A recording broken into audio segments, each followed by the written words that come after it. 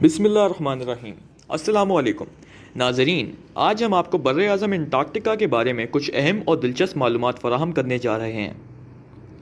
Antarctica एक ऐसा Burr आज़म है जो सारा साल बर्फ़ से ढका रहता है।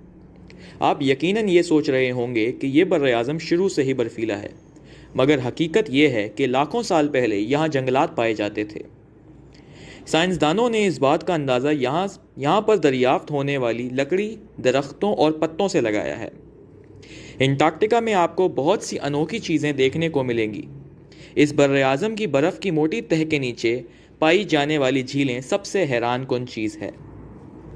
साइंसदानों का ख्याल ये है कि ये झीलें क्योंकि बहुत कदीम हैं और यहाँ तक ऑक्सीजन और सूरज की रोशनी भी नहीं पहुँचती, इसके साथ साथ इन झीलों का पानी समंदर के पानी से कई गुना ज़्यादा नमकीन है, जिसकी वजह से पानी जम नहीं सकता।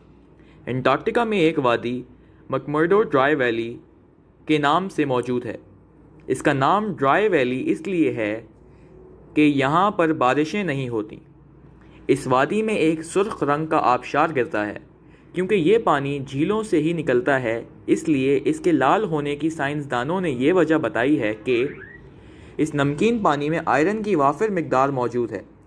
तो जब ये पानी ग्लेशियर्स से गिरता है तो इसका रंग खून की तरह सुर्ख हो जाता है।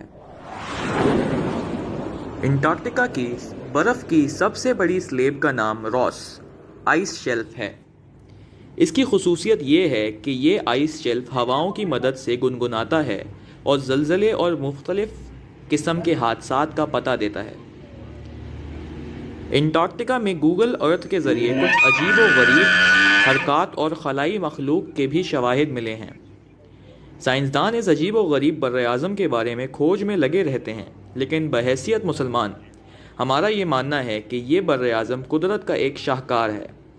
यहाँ पर पाए जाने वाले आसार साइंसदानों के लिए एक मुअम्मा हैं, जिनका इल्म सिर्फ़ अल्लाह ताला को है। उम्मीद है कि आपको हमारी आज की वीडियो बहुत पसंद आई होगी। शुक्रिया।